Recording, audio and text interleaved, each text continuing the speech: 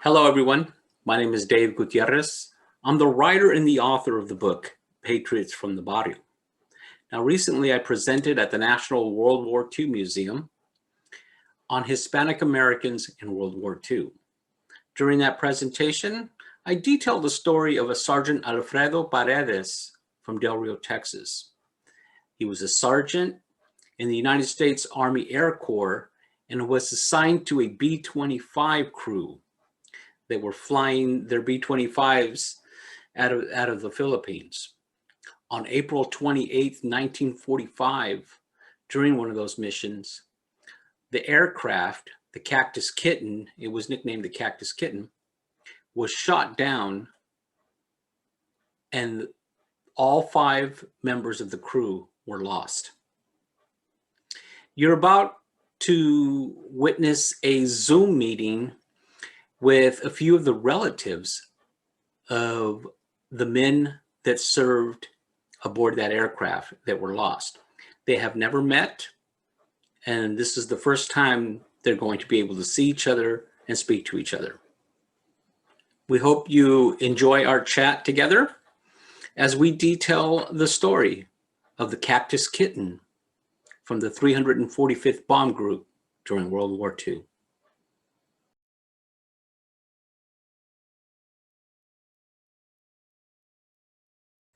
Hello, everyone. My name is Dave Gutierrez. I'm the writer and the author of the book, Patriots from the Barrio. And I have a few guests with me. A while back, about a month ago, I was honored to present at the National World War II Museum's International Conference. And during the International Conference, I presented Hispanic Americans in World War II. Now, part of that presentation, I presented a story of Alfredo Paredes of Del Rio, Texas. Now, I wanted to illustrate how Hispanic Americans played different aspects of World War II. Alfredo had been an engineer gunner aboard a B-25 bomber for the 345th Bomb Group. And on April 28, 1945, the plane was shot down over Saigon in Vietnam. For the first time, we're going to have relatives and those that are connected to the crew members aboard the Cactus Kitten here today, and they're meeting each other for the first time, and they'll be able to chat with each other for the first time. So we hope you enjoy our chat. And with that, I'd like to first of all, welcome all of our guests here today.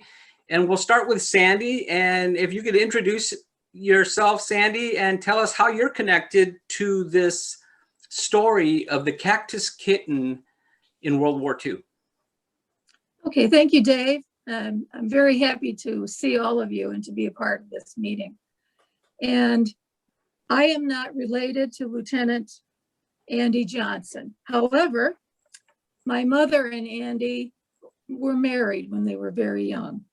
And they were newlyweds at the time that Andy was traveling around the country learning to be a pilot. And my mother went with him on these travels. And about 3 years after Andy died, my mother married my dad. And that's when she had her children, because Andy and my mother didn't have any children. And I'm the middle daughter. But we grew up knowing about Andy because Warpath in the Pacific was in our bookshelf. And my mother would tell us about her first husband, how he was a pilot, how he died, where he died. She kept a lot of memorabilia from that time. And we heard about her getting the telegram. And she loved my dad. He's a wonderful guy, but we always remembered Andy. We remembered this man who gave his life, who was my mother's first love. And just maybe it was about 5 years ago, Jim, was the first time my older sister and I decided, we found out through Facebook about the bomb group. So we went to the Wisconsin meeting. And at the time we were, I think the first people, Jim, that had come who had lost a relative from the 345th, not through natural death, but at the time in wartime. And so since then, I've stayed in touch And I have much of my mother's memorabilia, including a nice picture of your Uncle Alfredo. Yes. Is it okay to show this picture? Because I keep looking at Alfredo in this picture and looking Well, I actually at have Or photos, do and you want me to wait? we're going to go ahead and go through that. So thank you, Sandy and Okay, fine. Alfredo. Thank you, Dave. I appreciate it, and I too echo Sandy's sentiment to be part of this. If you would have told me a year ago, 6 months ago, that we'd be doing this, I would have said only in my wildest dreams. So thank you, Dave, for putting this together. Thank you for writing your book. Kudos to you for all your accomplishments in this vein in the last few years. Yeah, my Uncle Alfredo, he was someone that I obviously never met. He died 16 years before I was born, but he was always present. As we were growing up, we would go back to Del Rio summer vacations. We lived in California, but we'd go back there. As a matter of fact, I was actually born in Del Rio myself in 1961 because my parents were on summer vacation. I was born in August. What are you going to do? So I can proudly say that I was born in Del Rio, Texas, just like my uncle. My father, being the eldest son, my father was very, very close. He was the youngest of three boys. I was the eldest of three boys, but he named me, instead of after himself, which is the tradition, he named me after his brother, Alfredo. So you carry his namesake. Carry his namesake, and which is why I've always been one, even though, during elementary school years, it was real tough to maintain the name. Always wanted to shorten it, but never did. And just out of respect for my uncle. So, always had a lot of stories. Would go back, hear from my uncle's contemporaries, even met his sweetheart, who he had left back in Del Rio. And, after the war we'll get married. So it's, this is really all come to fruition in this call. So I'm very, very blessed and very grateful to be here. Thank you. Jim. Oh, we lost your photo. I'm turning on the microphone. Okay, I'm Jim Bina. My dad was a pilot with the 501st Squadron with the 345th Bomb Group. He served in that squadron from July 44 until March 45. From what I can figure out, maybe there's a slim possibility that Alfredo did fly with my dad, but I can't corroborate it on that. I cannot confirm that. I'm still looking through records. I'm looking through load lists and stuff like that, trying to figure out if there's that possibility. But anyway, really is an honor to meet people that served within the 345th and those that are connected to the 345th as well. Unfortunately and sadly, most of our veterans are going or gone away, and I salute every one of them because of what they did in the World War II. It's just amazing what they did. Alfredo, I got a question for you if I can interject here real quick. Yes, sir. Do you know when Alfredo was assigned to the 345th? I do, but not off the top of my head. I do have some records. If we, as you're continuing to speak, I'll see if I can research that in my files here. Okay, I'll continue to speak then. Yeah, I might have the answer for you before we were through here. Okay, that might be able to help confirm if he did fly with my dad, and if I can afterwards, we can get emails and I can give you some information on flights that were recorded with the 345th as well. That would be outstanding. Thank you. But yeah, I remember I think we were in Oshkosh for that meeting, Sandy, and that was quite an interesting we had. Yes. Oh, it was very much so. Again, thank you all for joining us. And I'm going to go ahead and start a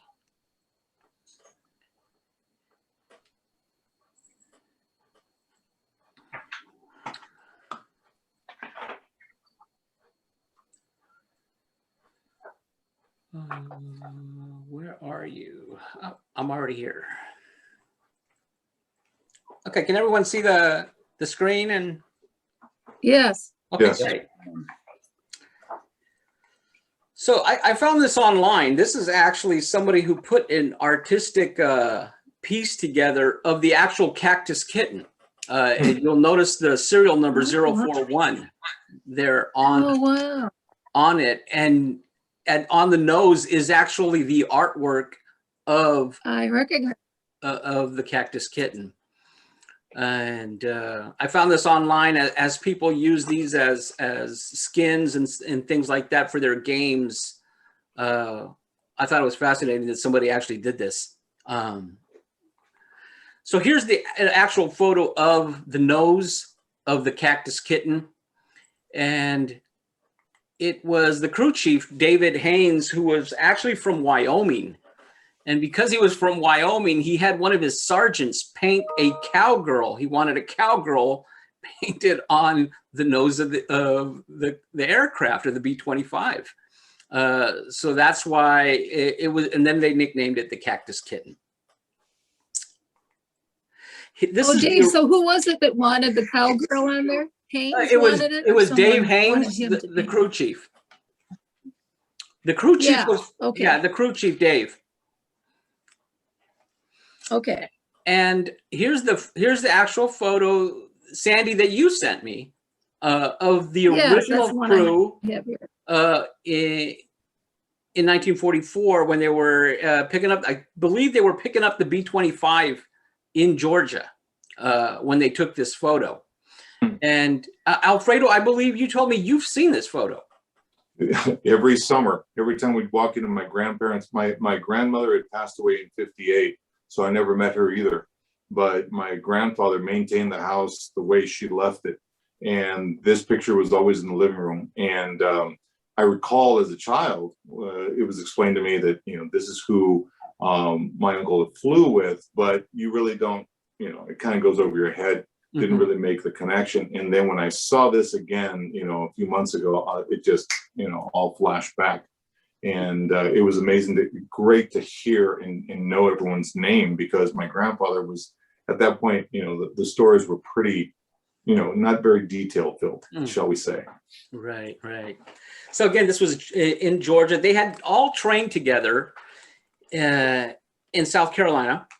And they've gone over to pick up the B-25 as a crew before they headed over to California.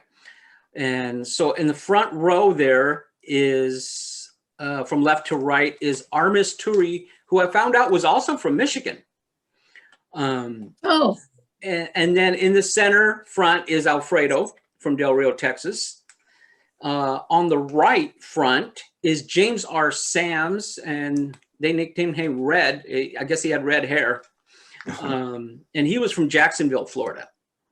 And in the rear on the left is Second Lieutenant Paul Langdon from Cincinnati, Ohio. In the center is the pilot, Andrew Johnson from Cadillac, Michigan, who Sandy's mom was married to. Right. And the person on the right is Frank M. Worley, and he was from Asheville, North Carolina. Oh, wow. So the second lieutenant was a co-pilot in this, Yes. in this group? Yes. So it was Langdon who was the co-pilot, and the bombardier was Frank Worley. Now, only 3 of these men were on that fateful mission that day. The 2 in the center, and then the one on the right in the rear, Paul Langdon. And Frank Worley, the bombardier, was actually on leave in Manila. And I'll have Sandy explain that story and how we found out about that. Because it ties into your uncle Alfredo as well. We found out more information on your uncle based on Frank Worley's information that he provided. So we're all here today because I ran across this newspaper article from the Del Rio News Herald, May 16, 1945. Now, I was going through the entire Del Rio newspaper archives during World War II, just looking for any information on Hispanic Americans that had served from the area. And this jumps out at me because I see that Sergeant Alfredo Paredes is killed in action. And it says here, his parents, Fidel and Rosa Paredes, from 600 Rubio Street, Right. were notified by the War Department that he was killed in action in French Indochina on April 28th, serving in the Air Corps as an Air Corps engineer. Sergeant Paredes had been overseas 5 months and was home 6 months ago on furlough. He had been in the armed forces since the attack on Pearl Harbor.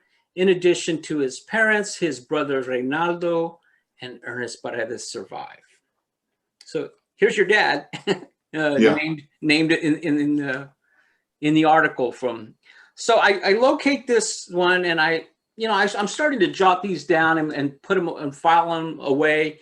And then I come across yet another article on Alfredo Paredes, where he was posthumously awarded the Distinguished Flying Cross. I didn't know that. And one of the questions I had for you, Alfredo, was, have you ever seen the medal, the Distinguished Flying Cross? No, now that you mention it, I want to say that I vaguely remember somebody saying it, but it's after a while you kind of lose. You don't get a lot of credibility because you didn't see it or it wasn't corroborated. Right. Sometimes you try and separate fact from the legend, if Right. you will. Right. And I know that very well. Having put together that story of Company E in the 141st, because there was a lot of legend, and I had to go through and skim through and find actual references in military references, or somebody had written about something. But yeah, he was awarded the Distinguished Flying Cross posthumously, and this again was October 19th, 1945. Wow. And this article actually had more detail in it, and really turned a light bulb on for me to find out, wow, this is very interesting, because it actually it says here that the citation states the medal was awarded for extraordinary achievement while participating as engineer gunner in an aerial flight to Saigon, French Indochina, April 28, 1945. Now, reading this, and I thought I knew everything about World War II, and I did not realize that we were doing bomb runs near Saigon in World War II. And this propelled me to look into this a little bit further. So I actually stopped what I was doing with the other project, and really this story, for whatever reason, just consumed me. And I started his genealogy research, Alfredo's, found out more about your dad, Ernest, and how he ended up in Southern California. Right. And then I found your brother on LinkedIn, and then he in turn turned me over to you. Yeah. And that's how we're all connected. But this was the catalyst for me to start putting this story together. Amazing. So one of the first things I went looking for is the missing action or the missing air crew report.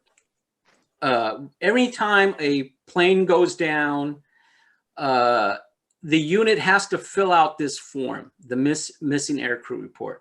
And I always look for this when it deals with an airplane that was lost, because it has so much detailed information. And you'll see that on the bottom here of this, well, first of all, I should go here. This actually tells you where the unit was. They were located in San Marcelino airfield. And it actually tells you the point of departure. They took off from San Marcelino and went to Puerto Princesa. And they did that because on this mission, they needed to make sure they had plenty of gas. They were going all the way across and from the Philippine area Right. to bomb Vietnam. So they flew from San Marcelino to Puerto Princesa, and then from there they launched. So they probably topped off there, right? And Right. took off from there. They were actually there the day before. They actually flew there the day before, and then flew the next day on this mission. And it says the destination, Saigon, Indochina. And then the B-25, the actual serial number of the aircraft. So it's the actual serial number of the aircraft is 43-36041. And don't ask me why, but I know that by heart now.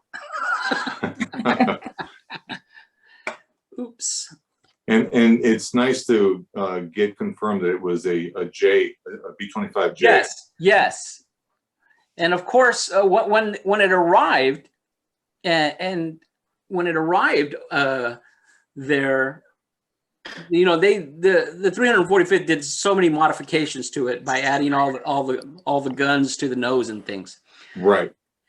And then here you have the actual, and Jim, can you see this? Yes, I'm going to ask you to go ahead and read that through if you can, because you can pretty much tell us what we're looking at. Oh, I've not seen this report, so I'm going to try to do what I can here. Okay. It's a B-25J. I believe it was a solid nose, 8 guns in the nose. I'm not sure if they had the 2 side packages on those. And you were mentioning that they flew to, I can't see it on this one. Oh, no, because I zoomed in. I was just, Okay. I was just going to ask you to read the bottom here where it says pilot and confirm everything that what I'm thinking, because basically I'm looking at it. It says pilot Johnson, Andrew J, and then second lieutenant, and it gives them their serial number, and they're all listed as KIA. But then it says CP. I'm guessing that's co-pilot. Oh, yes, we got pilot Johnson, Andrew J was the pilot, second lieutenant. Second Lieutenant Paul Langdon, co-pilot. Then we have Aubrey Stonewell, second lieutenant as well. Navigator Bombardier. Right. Then we have Lester Williams, a corporal. It says R. I'm not quite sure what that means. I'm guessing. I was guessing radio. Yes, you got it. Yes, radio and a gunner. Okay. And then we have Alfredo Paredes as a gunner as well. He was a sergeant at the time. Yes. Okay. So yeah, that's the only thing that I was looking at is the R for radio. Is, you know, I wasn't sure. I don't think he was the rear gunner. Well, the radio guy had a dual responsibility as the radio operator, and he also operated a gun as well, probably back in the waist gun. Right. Yeah, exactly. Waist gun. That would make sense. Okay. But then you also had a turret gun on the top, right? Yeah, and if you notice, there's no tail gunner on this mission. Right. That is interesting. There's no, so instead of having 6 crew members, there was only 5 crew members aboard this B-25. So I noticed right away that there was no tail gunner, and one of the reasons I'm guessing is that on this mission, there was supposed to be fighter escort arrive. And I detail all of this in the article that's going to be published in the National World War II Museum. I get into a lot of the details in the article. It's actually a pretty long article. I have a question. I have a question for Jim. You know, here we are 4 months before VJ Day, right? And I'm stricken right now by the fact that not only the pilot, co-pilot, but also the navigator are all second Louis. Is that a function of the fact that, you know, we were toward the end of the war, we were losing people that might have been at a captain level, or, you know, or a full lieutenant? Is that why we have second Louis, you know, at the top of this list? Well, I think the reason we got second lieutenants is because they were rather new within the Air Corps. I'm I not see. sure, but I think they probably had to spend at least 1 year as a second lieutenant. So by the time they got in theater, or what their time of commissioning was, up until this point in time, it might have been a year. I'm not very familiar with the structure, the rank structure, or or how they got promoted. They might have got promoted by doing a good job. I'll put it that way. I don't know. Sure, sure. Also And- on the Navigator Bombardier, the Nav B, what they have here, Mhm. on a B-25J, the turret was up front. The top turret was up front and right in back of the cockpit. Right. That would be Stonewell's job as well, as to operate that turret. Oh, okay. Okay. And if I may, I have to run here. I'm going to try and stay connected, but I got to head home. I'm at the Oklahoma History Center doing my thing, so I'm going to try and stay connected. So bear with me, please. Okay. Certainly. Hey, Jim. Thanks, Jim. And again, Jim's part of the 345th Bomb Group Association, and they were very helpful in having me and Sandy connect as well. Wow, Yeah, that's and great. Dave, I have a question too, because the report said that someone did eject from the plane, but they Yes. were too low. Now, in one of the books that I believe Pepe Blount wrote, Yes. he said that he went up and he's saying, Johnson, Johnson, bail out, but he didn't see anyone in the cockpit. Right. So let's assume that the pilot and co-pilot had already sustained serious injuries. Right. Do you have any guess as to which of the other crew members might have made that attempt? My guess would be only that it would be either Lester or Alfredo. Okay. One of those two. That would be my guess. And Alfredo, what we're talking about is there's actual eyewitness, and this is Pepe Blount, who went on to write the book We Band of Brothers, who also flew in this mission and was credited with sinking a Japanese freighter on the river. Wow. I'm not sure if you're familiar with the name Pepe Blount, but No.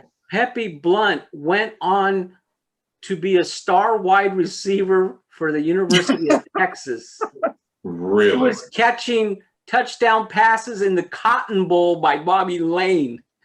Come on. I'm not kidding. Is that right? I'm not kidding. Wow. Hey, I even know who Bobby Lane is, okay? Oh yeah, me too. Let's go. We're all high. Let's go.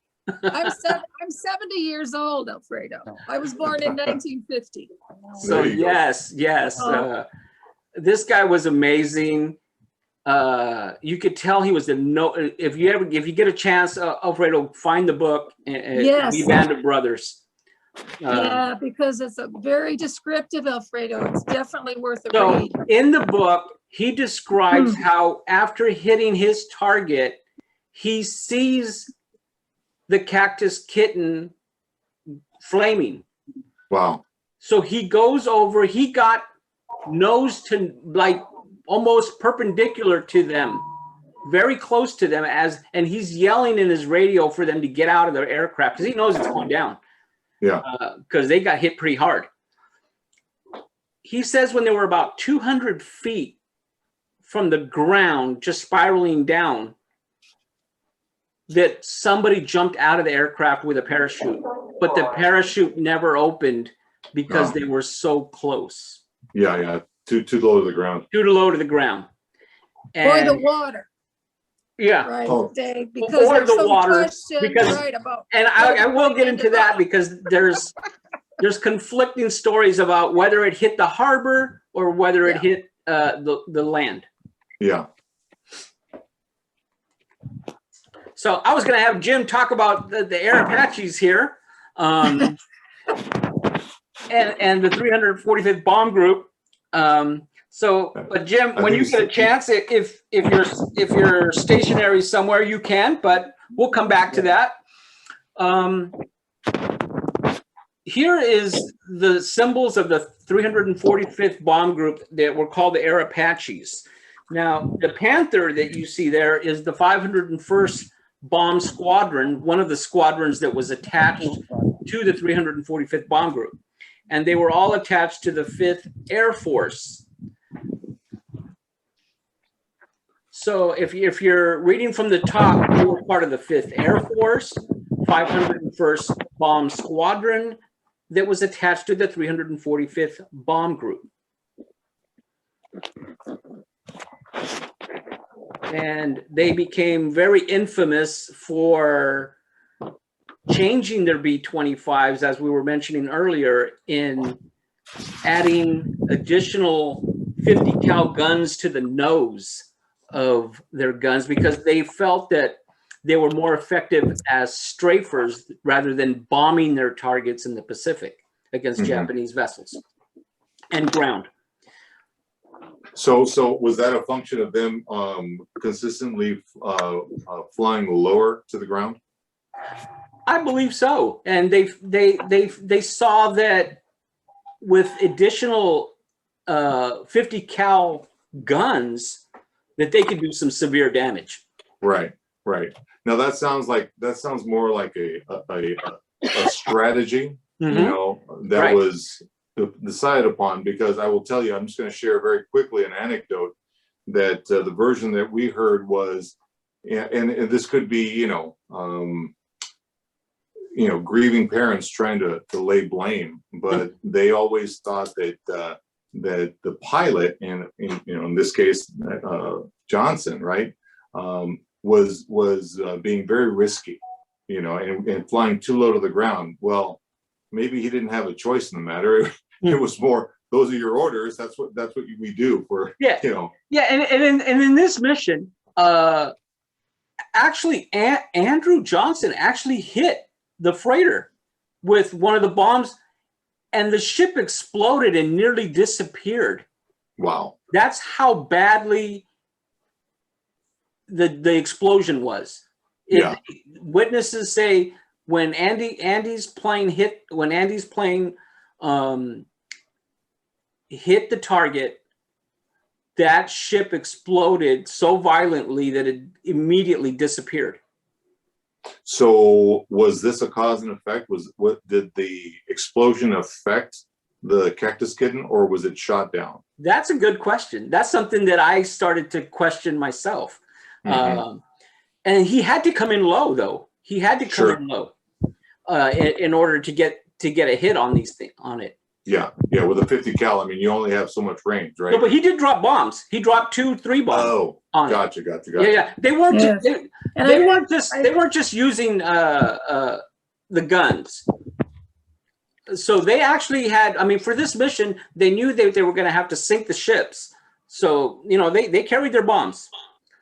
Right. So here's a photo that one thing after you shared with me about your uncle. Yeah, I think Sandy had some comment here. Yeah, and I just want to say, Alfredo, I can certainly understand why your grandparents would feel like that and wonder about that. Yeah. And my understanding is they had dropped some bombs that didn't hit a target. Then they hit a ship that was probably an ammunition ship. And then Andy went on a quick upward and was hit by all this anti-aircraft fire.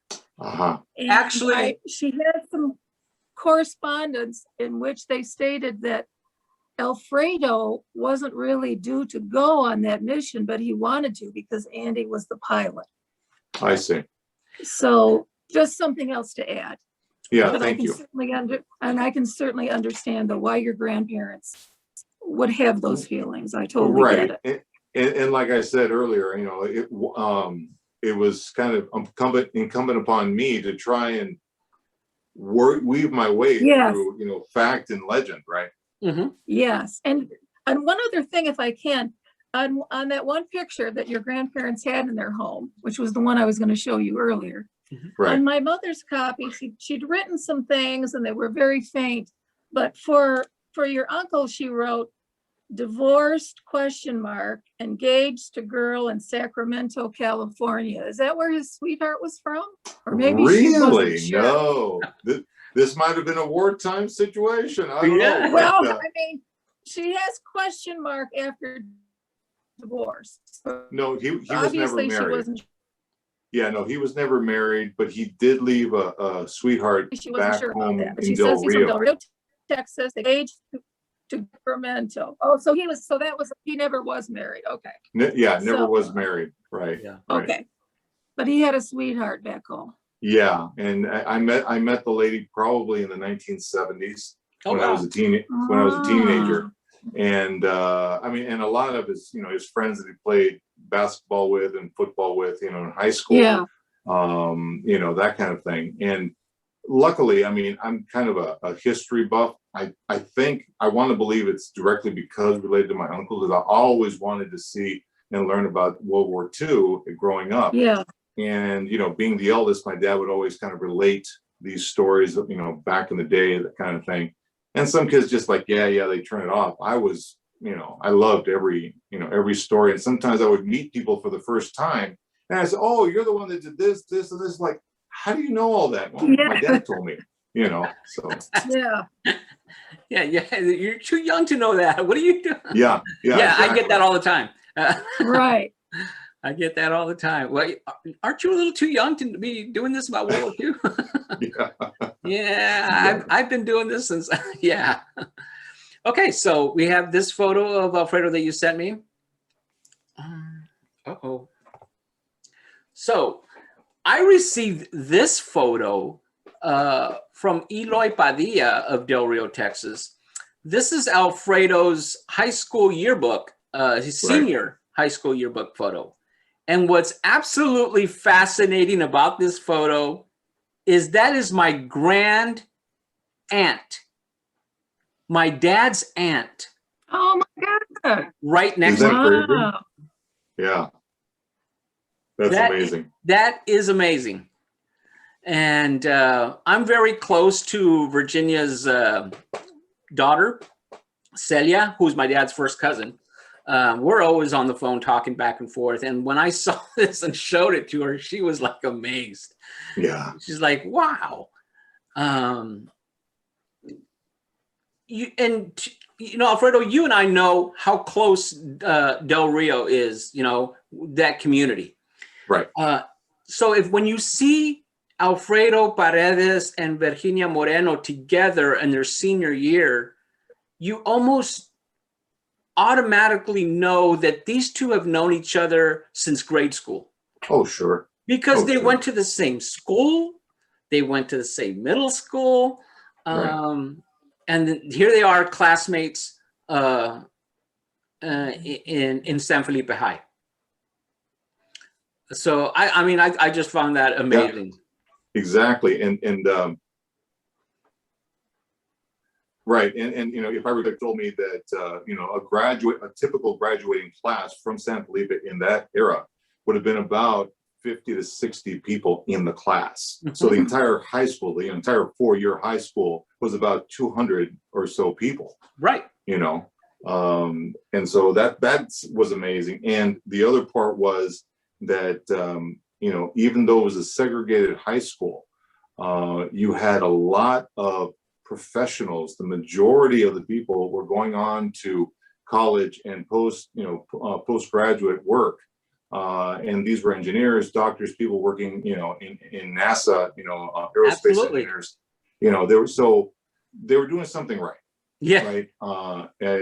So my dad and his, all of his classmates were very, very proud, of their high school.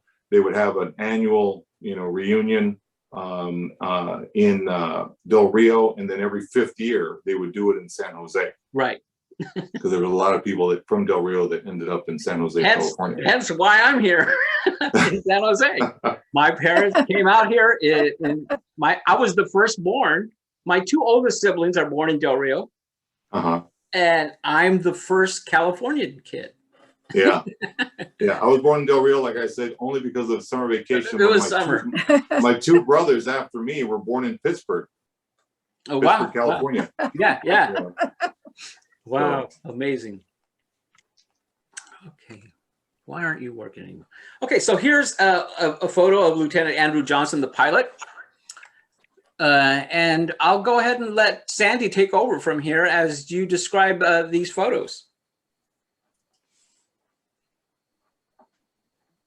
Are you with us, Sandy? Well, yeah. this was one of the photos that my mom had of Andy. Yeah, I'm still with you. You can't see me, I guess. I can see you, Dave, Okay. and I see the photo. Yeah, there's my mom and Andy on the left and on the right. They probably hadn't been married too long at that time. This is in Cadillac, Michigan, which is in northern Michigan. I live in a suburb of Detroit in Michigan. Oh, And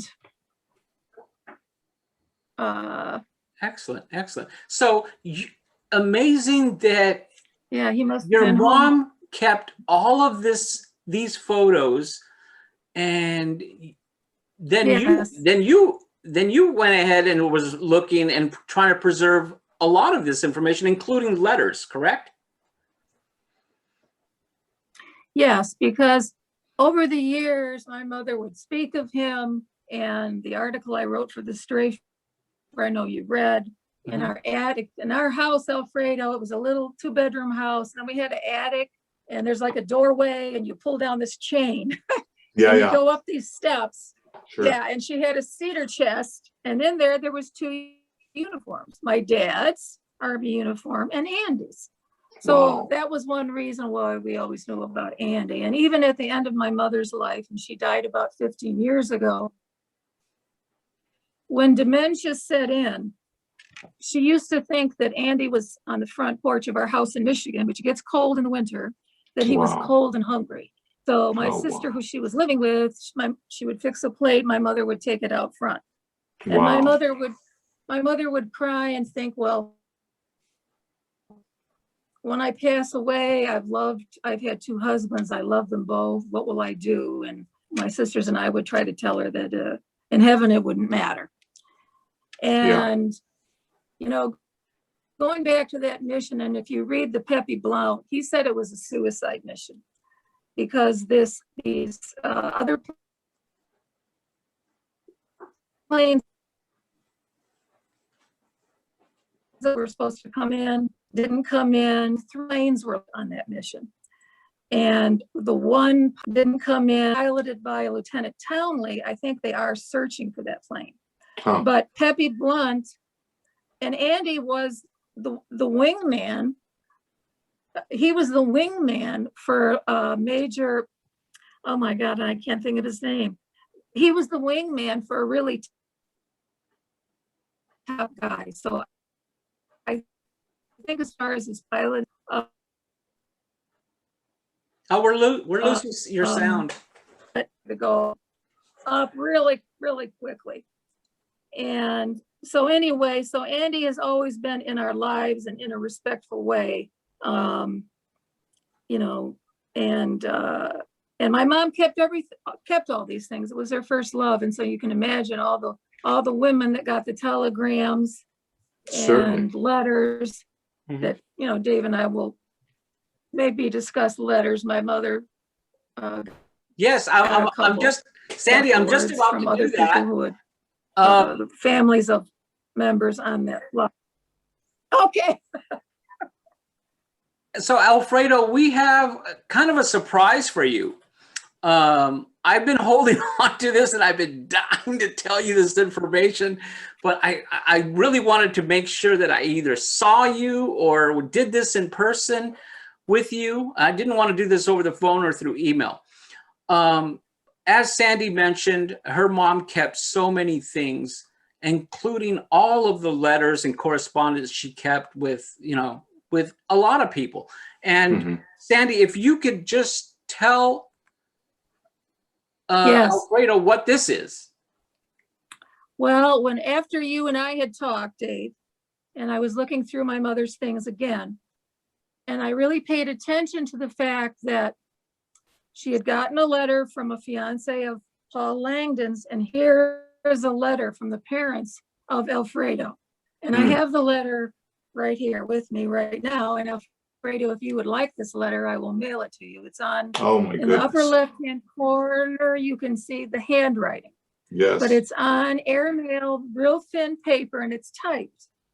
And shall I read actually the have it. contents of the letter? I actually You have go it ahead. here, and Go ahead. I was going to go ahead and read this to you real quick. It is dated Yeah, May 20th, yes. 1945 from Del Rio, Texas. Oh, my goodness. And it says, "Dear Mr. and Mrs. Johnson, we received a telegram from the War Department on May 5th stating that our son Alfredo Paredes was killed in action on April 28th over Indochina. It is with great interest that I contact you to know more or less the whereabouts of your son, since he at one time was in the same group that my son was in. Any definite information I can obtain would be greatly appreciated. We are contacting every other member of the crew with hopes of knowing something definite if possible. We pray nothing drastic has happened to the other members. Thank you for everything you can do in this matter. We remain respectfully yours, Mr. and Mrs. Fidel Paredes." Oh, my gosh. Yes, and then in their own handwriting. Oh, my gosh. And there's That their signature. handwriting at the bottom. That's is my grandfather's signature, that's for their sure. handwriting. That isn't my mother's handwriting. That is And Yeah. from Andy- your grand, their handwriting. Fidel Paredes, 600 Rubio Street. Alfredo, here we are, and here she is in Michigan, and she's Yeah. in possession of this letter Yeah. from Del Rio. Unbelievable. Yeah. From post May 20th. Happy to mail. So, I mean, thank you, Margaret. Thank you, Sandy, for making sure that this did not disappear. Unbelievable. I mean, your mom was awesome that she was able to hang on to, so many things can happen to something like this. Oh, yeah. And many people lose these type of things very quickly. Oh, yeah. And I mean, especially after a number of years, one man's trash is another man's treasure, right? right. Wow. That's, you left me speechless, Sandy, Dave. I'm taken aback. I really, really am. So I'll be happy to know that this is going to end up in your hands someday. Thank you, Sandy. Yeah. That would be amazing. I would love to have that. Absolutely. And by the way, Sandy, just so you know, now that you came back on, you're on mute. I can see that you're on mute right now. Oh.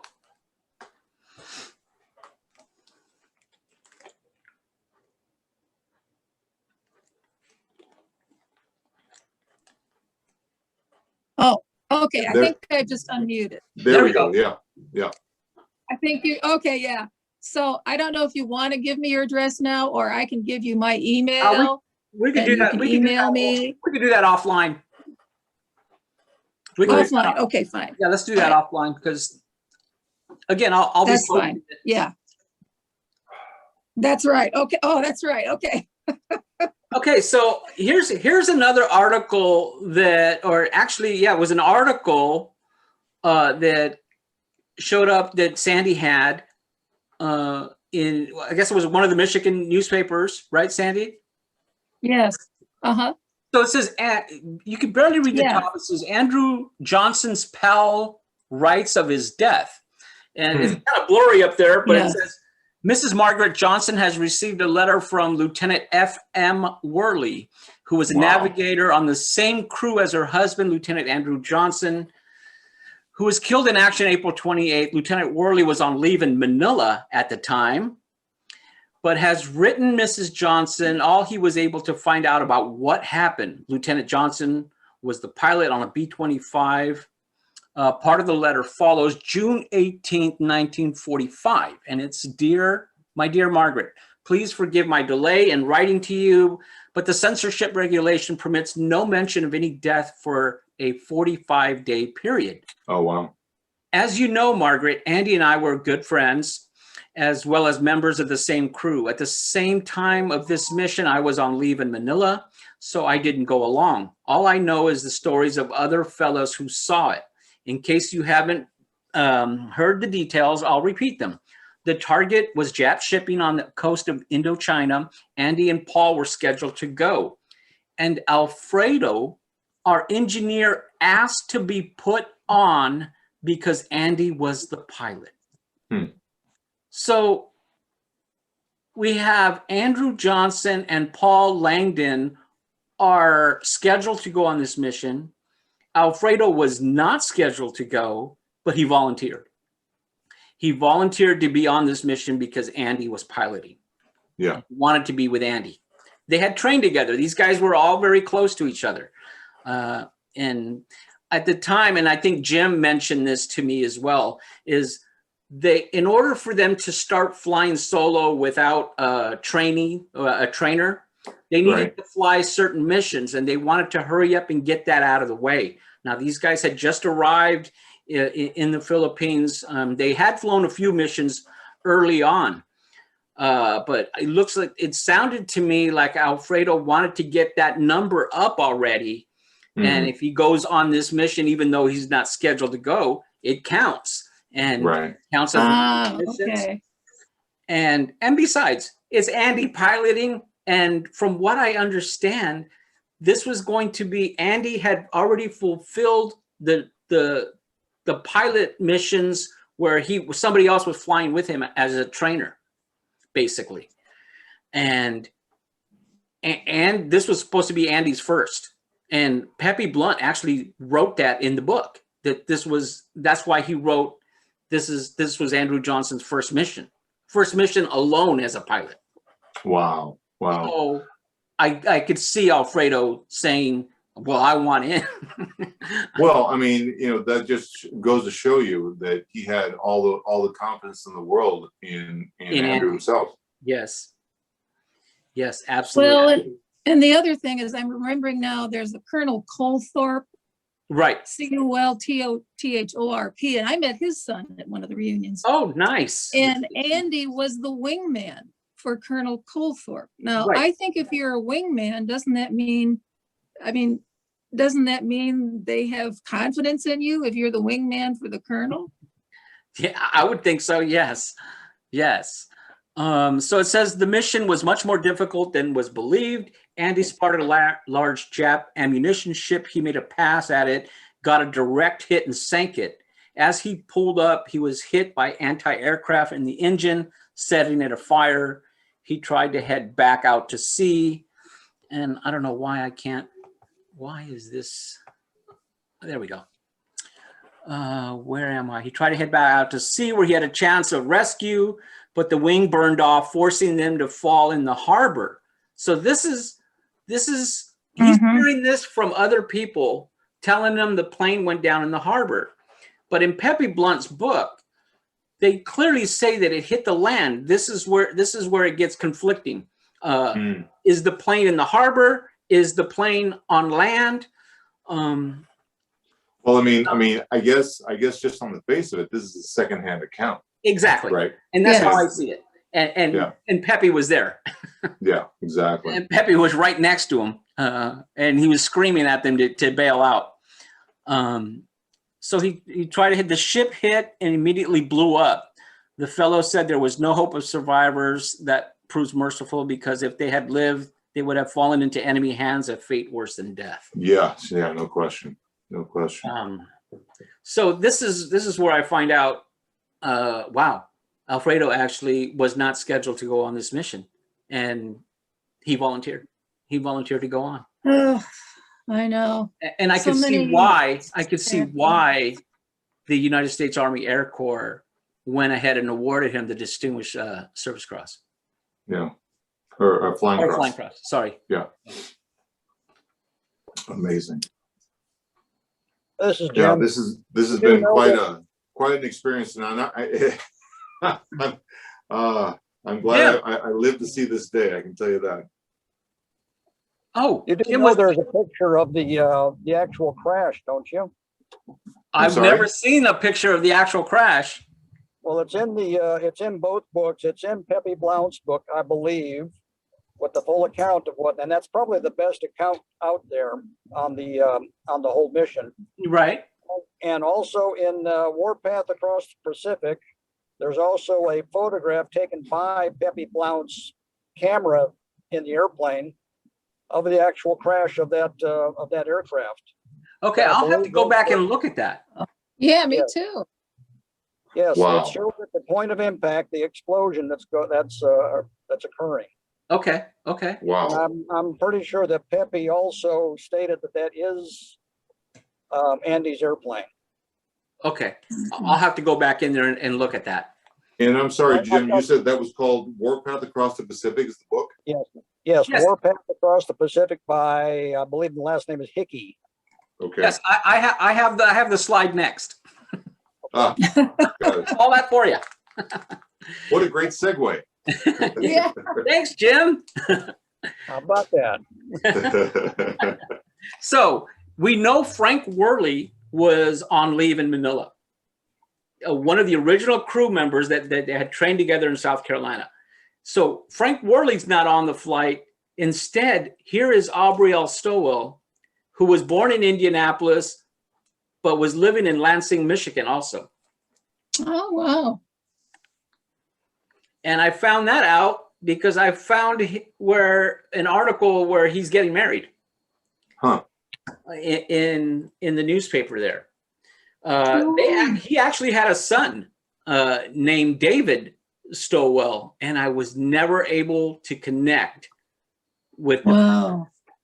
And I'm very hopeful that one day, and hopefully somebody sees this, Yeah. and points this out. But yeah, I've never been able to connect with the family yet. But that was Aubrey Stowell, who replaced Frank Worley on the mission. Wow. Lester F. Williams, I actually connected with his family. However, I never got a response back from them to actually get more details. I was really looking to see a photo of this man who was also aboard the aircraft. He was from Burkesville, Kentucky. Oh. This is the actual draft card. You know, Oh, the wow. draft card that you have to fill out. Right. Yeah. This is an artist rendition of Pepe Blount's B-25 over the Saigon River. Mm. So yeah, so this is I guess a rendering of what was happening at the time. Right. From a first-hand account. Correct. So you got to speak with Pepe, correct? Or he wrote to you, Sandy? He wrote to my mother because she wrote to him wanting to know more. Mm-hmm. And so he did write back and we had that letter. And that was one of the things when I went to the Wisconsin meeting and met Jim Bina and others and Kelly, who you met and talked to. And they said, oh my God, she has a letter from Pepe Blount, because they knew about this book and everything, which I didn't know about.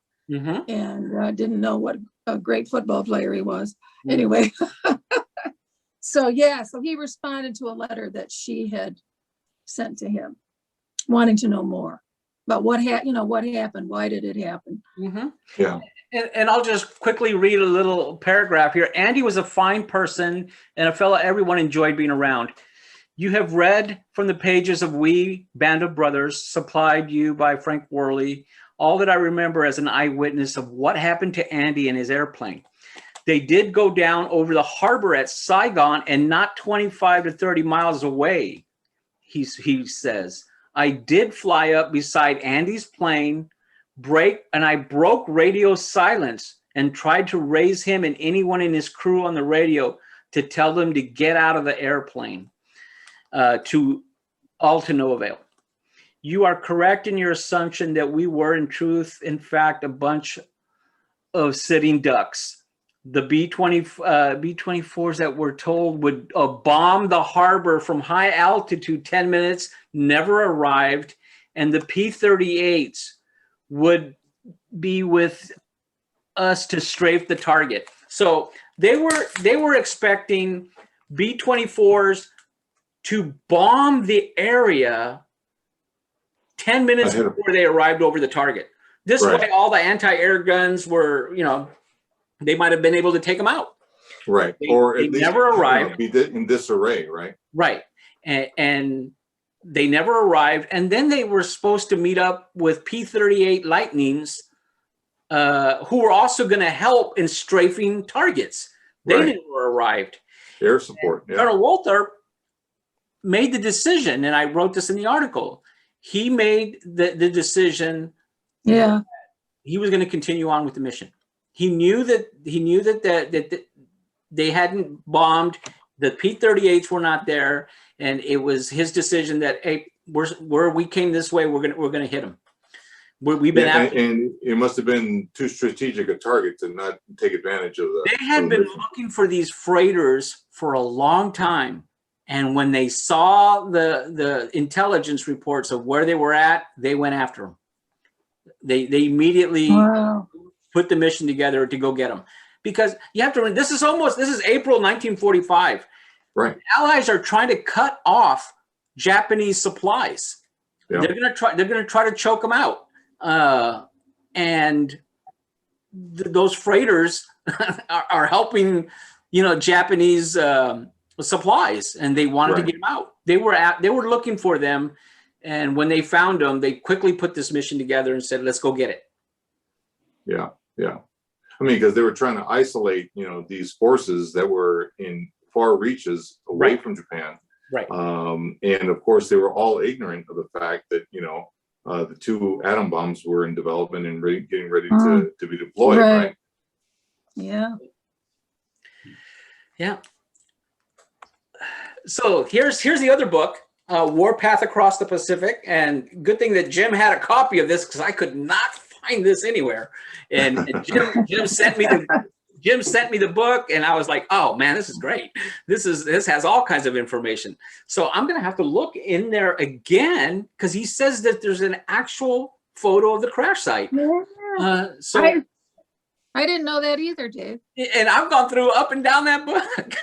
Well, I just got home. I'm gonna access my my library.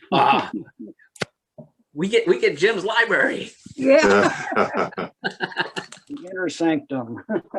And I just reached out to Jay Stout, and I read his book. Well, I listened to his book on Audible. I loved it. I loved the way he told the story of the 345th. So if you get a chance, I highly recommend you get a hold of Jay Stout's book as well. A lot of good information in there. Okay, the page we're looking for in Warpath Across the Pacific is going to be page 314. And on the bottom section, it shows the bottom page. It shows the freighter being bombed, and it shows the freighter erupting in flames and smoke and all that kind of good stuff. There's a bomb explosion just off to the shore of it. Oh, Bottom of the picture. I'll Yeah. try and get it on video here in a second.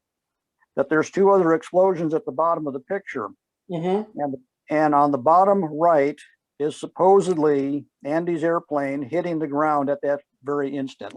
Can you see this? interesting. So, Am I on video yet? Can you see that? You're not on video right now, Jim. Oh, okay. This is what happens with. okay, It says so I'm in safe driving mode. Okay. let me see if I Oh, can. wow. Okay, so what he's saying is that freighter right there is being hit. Right.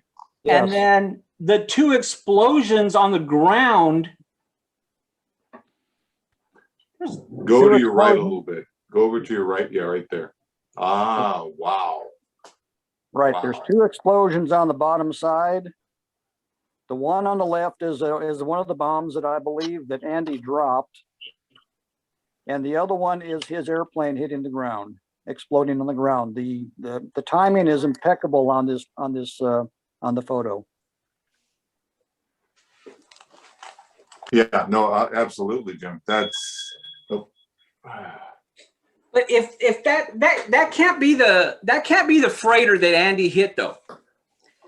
because Andy hit the freighter, and by all accounts, Andy climbed to 1,000 feet after he hit that freighter.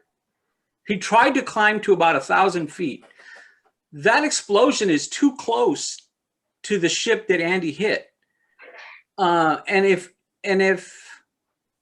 Andy got to that point and Pepe hit his freighter and was still had time to go over and get close to Andy's plane, they would have had to been a few miles off of that freighter.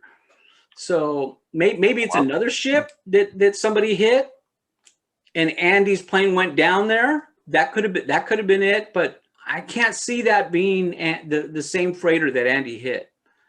And then Andy quickly, his plane that close. I mean, that's within about what? Yeah, that would have been a 100 yards. That would have been a very sharp trajectory. Yeah, right? yeah.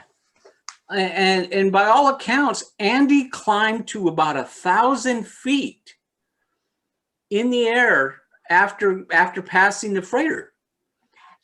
I just think it's too close. I think it's just too close for it to be. Well, a lot of strange things happen in wartime. Yeah. I can see that. I can see that.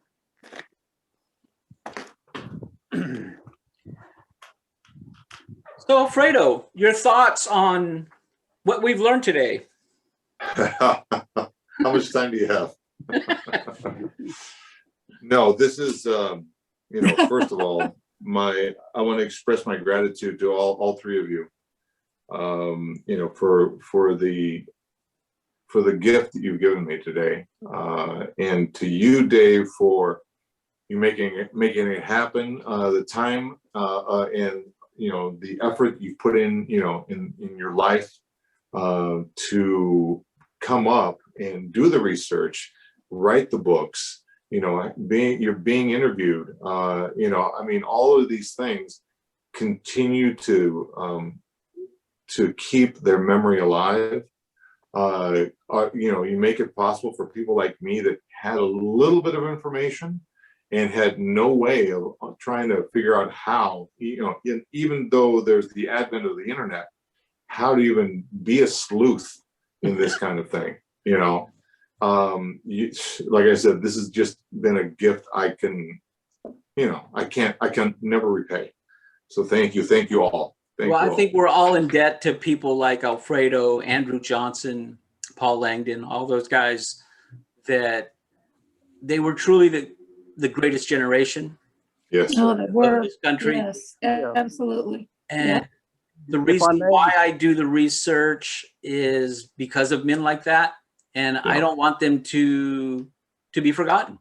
They made the ultimate sacrifice for the very freedoms we enjoy today. And by all accounts, we should definitely remember them. Yes. And honor them. They should be honored. They are. In my book, they are honored. Yes. If I may, that was not, I was wrong on the account there, because I looked at the previous page and it said that is Lieutenant Townley's aircraft that went down next to the freighter. Okay, so then that freighter is the same freighter that Andy hit? No, because if you I'm just glancing here. I believe that Lieutenant Johnson, that makes reference to a camouflaged freighter that he and Colthorpe went after before Blount went after this other freighter. Right. Now remember, there was 2 or 3 airplanes, 2 or 3 B-25s that went down during this mission over Saigon. Yeah, 3 of them went down. Right. So. And this is just one story, one crew. Yeah. And we're just discussing one crew. There was 2 other crews that went down. Yeah. Right. And also one of our, I'm not sure where, I can probably send you the data on it, but Andy Decker, one of our members of the 345th Bomb Group, he went through some extraordinary digital manipulating, I'll put it that way. And he's been really good on a lot of the history and stuff as well, but he set up a kind of a map an interaction with a map of where all our aircraft or all the 345th aircraft went down. Wow. Yes. We're trying to get a new website in place, and that's going to be one of the features of the website. Wow. I think if I can look back and I can find Jim, this is Sandy. Are they? Yeah. Go ahead. Jim, I was just gonna say, aren't they looking for Townley's plane to try to find?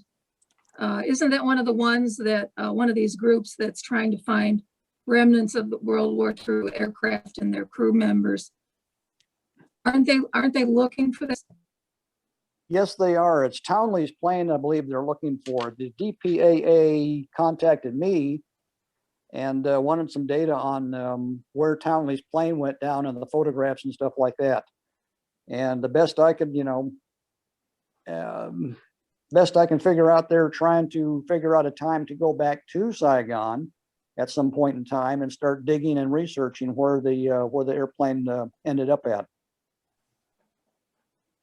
Wow. Yeah, that's all amazing. And I was telling everyone before, Alfredo, that we were going to have Dr. Adam Givens on here with us. He's the one that interviewed me during the international conference. Right. And he does work with the DPAA. So he was going to be a fly on the wall and listen in on it, because he was part of our discussion that we were talking. Mm-hmm. But yeah, how great would it be someday that somehow they were able to recover something from that wreckage of when it went down, and to think, and this is why it caught my attention. This plane went down in Saigon, near Saigon, in Vietnam. Yeah, we had an entire Vietnam War conflict happen during that time, after that and so forth. So yeah, but I mean, you keep it in perspective though. I mean, you had a lot of holdings, land holdings across the Southeast Asian peninsula, all the way out to Burma. Was all Japanese, strongholds, right? Yeah. And so this was just part of the expansion that had, was really motivating them in their quest to rule the world as well. Right. So, it's, I think the strategy here, was just, this was one battle, one mission in the strategy to try and choke off, the appendages to the expansion, right? Yeah, absolutely. Sandy, your thoughts? Mm-hmm. Makes sense. Well, I want to thank you all for... Well, just in general, I mean, just... Please continue, Sandy. Oh, go ahead, Dave. No, please continue. I was just going to say, I appreciate Jim Bina's work, and I want to echo what Alfredo said about the work that you're doing, because, people do remember. Even myself, I'm remembering kind of in honor of my mother and of this person that I never met. And in our family, Alfredo, my mother's youngest brother, did know Andy, and he named 2 of his children after him, just like you were named after your uncle. And he named a son, Timothy Andrew, and he named a daughter Andrea. And she was one that I was hoping to join this. She was hoping to join this meeting, but she had to work. But Andy, who she never met, and like I say, all the experiences that you had, and it was different for me because this was not my dad. Sure.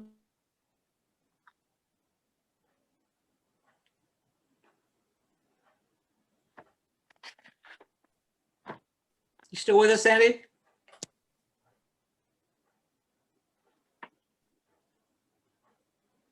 Sandy, you still with us? Looks like she froze. Yeah, I think her Wi-Fi is not cooperating. Yeah. Must have dropped out or something. Well, thank you all again for being on, for your time. reminder that the National World War II Museum is going to be publicating the article on the 28th, on the anniversary. I guess it's the 76th anniversary of Correct. the flight on the mission, Right. the Cactus Kitten. And I just want to make note that, a couple of months ago would have been my uncle's 100th birthday.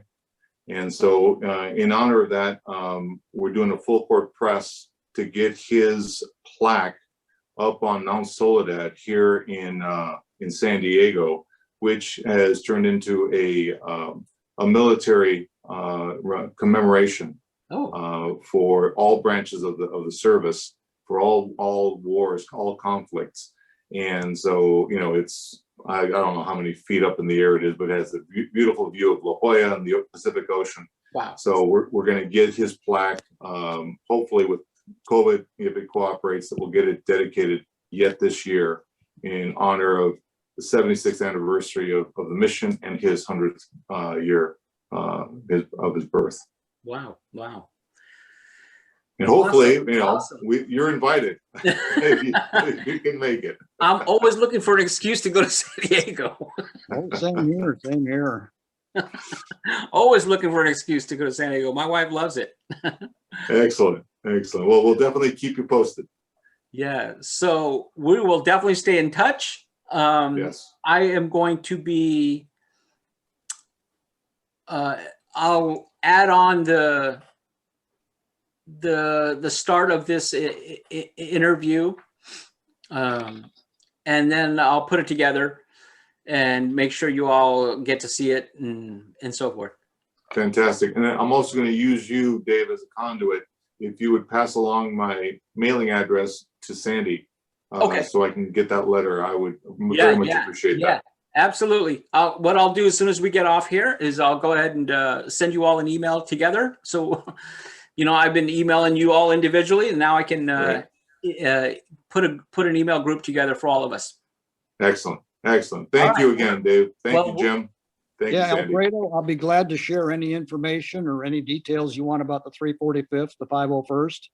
You're more than welcome to borrow the books I have, and we can get together. We can probably talk for hours on end about B-25. Oh, I am sure. And I'll be definitely keeping an eye out for any potential reunions or the like, any meetings. I've traveled a lot, so I'm in Wisconsin. I haven't been in Oklahoma for probably about 10 years, but I travel the contiguous 48 pretty considerably. So you never know. We might even be able to meet face to face. We'll keep you informed, and looking forward to meeting you at one of the meetings if we so press forward with that. Yeah, that'd be great. That'd be great to do that. That'd be great. Yeah, fantastic. Well, gentlemen, great. You have a very good afternoon, and thank you again. Thank you all. Thank you. Goodbye. Bye-bye. Thank you, Sandy, Jim. Thank you. Thanks, Sandy, if you're still on.